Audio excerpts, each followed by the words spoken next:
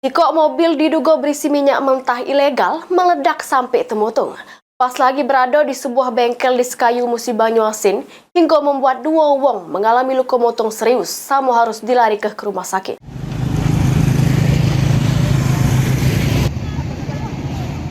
Sebuah mobil box yang diduga berisi minyak mentah ilegal meledak serta temutung di Jalan Randi, Kelurahan Kayuaro, Kecamatan Sekayu, Kabupaten Musi Banyuasin.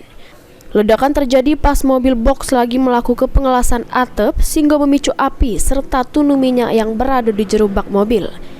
Akibat kejadian itu, dua wong yakni sopir mobil box sama tukang las mengalami luka tunu serius sehingga harus dilari ke rumah sakit umum daerah Sekayu untuk mendapat perawatan.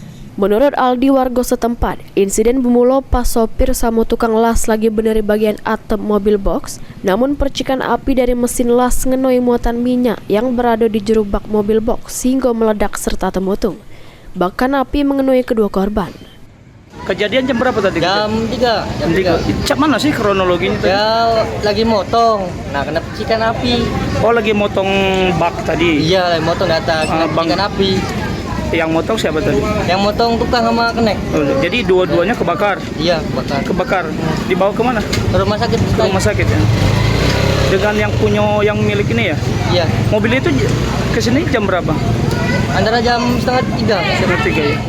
Selain kejadian tersebut, warga berhamburan untuk midam ke api, namun kedua korban tidak sempat ngelak ke api sehingga menyambar bagian badan korban. Tidak lama berselang, tim medis yang sampai di lokasi kejadian langsung nunjuk pertolongan pertama ke korban sebelum akhirnya digawa ke rumah sakit. Ruzi Skandar, PAL TV.